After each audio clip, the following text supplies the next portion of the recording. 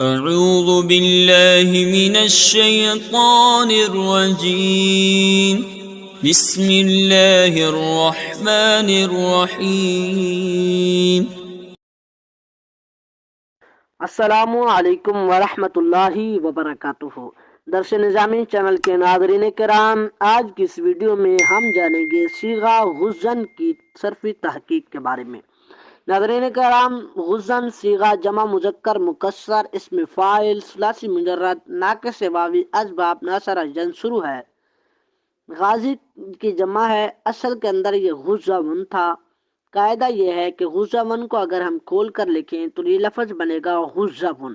اب واو متحرک ما قبل حرف زا مفتوح ہونے کی وجہ سے واو کو الف سے بدلا۔ اب الف بھی ساکن اور نون بھی ساکن، کیونکہ یہ بن جائے گا غزان۔ اب جب اجتماع ساکنین کی وجہ سے الف کو گرایا تو غزن ہو گیا۔ اب نون ساکن کو تنوین کی شکل میں لکھا تو غزن ہو گیا۔ اللہ تبارک و تعالی ہمیں صرف کی سمجھ بوجھ عطا فرمائے اور علم صرف کے اندر ہمیں مزید ترقیاں عطا فرمائے، آمین بجاہ خاتم النبیین صلی اللہ تعالی علیہ وسلم۔ السلام علیکم ورحمۃ اللہ وبرکاتہ۔ درس نظامی چینل کے ناظرین کرام، آج کی اس ویڈیو میں ہم ایک صیغے کی تعلیل میں پائے جانے والے اشکال کو دور کریں گے، اور وہ اشکال واقع ہو رہا ہے صیغہ ہے قد افلح۔ یہ قد افلح سے قد افلح بنا ہے، تو اس میں ایک اشکال آیا ہے، اور وہ اشکال یہ ہے کہ دیکھیں قد افلح کا جو حمزہ ہے وہ تو قطعی ہے اور حمزہ قطعی نہیں گرتا، لیکن اگر ہم اس صورت میں دیکھیں تو قد افلح سے قد افلح جب بنایا تو حمزہ قطعی کو گرا دیا، جو کہ گرانا ممنوع تھا۔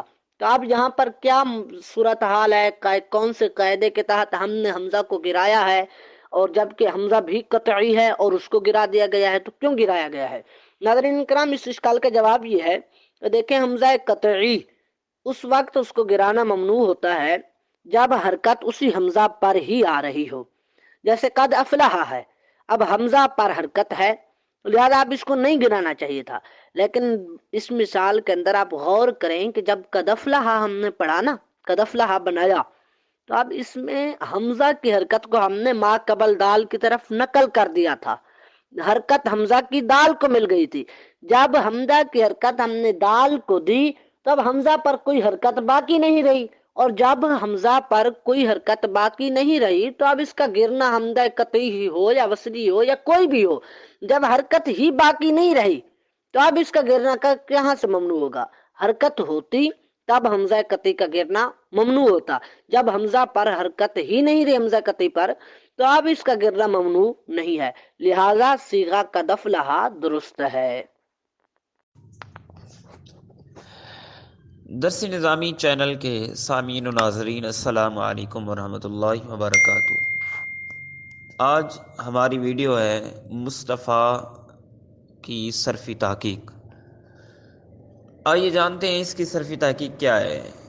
مصطفیٰ یہ صیغہ واحد مذکر کا ہے، سی اقسام میں اسم مفعول ہے، اور شش اقسام میں ثلاثی مزید فی، ہفت اقسام میں ناقص واوی، مادہ اس کا صاد فا واو، اور یہ اس کا باب افتعال ہے، اور معنی منتخب کرنا ہے، اور یہ مفتعالن کے وزن پر آ رہا ہے۔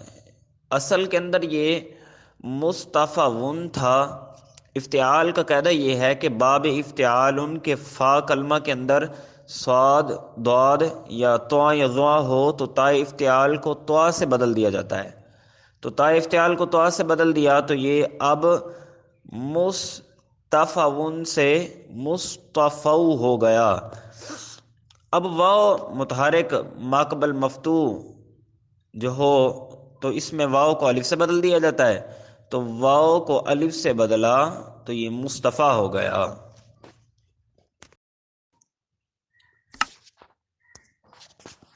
لا تمنن صیغہ، اس کا مادہ میم نون نون ہے، اس کا معنی ہے کسی پر احسان کرنا۔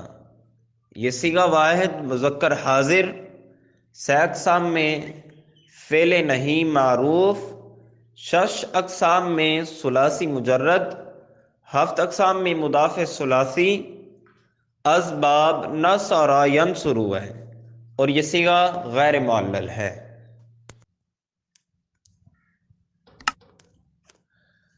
لفظ مفتیون کی صرفی تحقیق۔ مفتیون صیغہ واحد مذکر کا ہے۔ سے اقسام میں جامد مصدر مشتق اسم فاعل ہے۔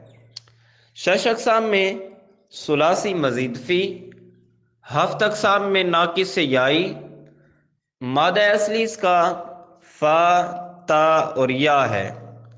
باب افعال سے ہے اور اس کا معنی شرعی فیصلہ دینے والا یا شرعی حکم بیان کرنے والا ہے۔ اور مفتیون یہ واحد کا صیغہ ہے، اس کی جمع مفتون آتی ہے۔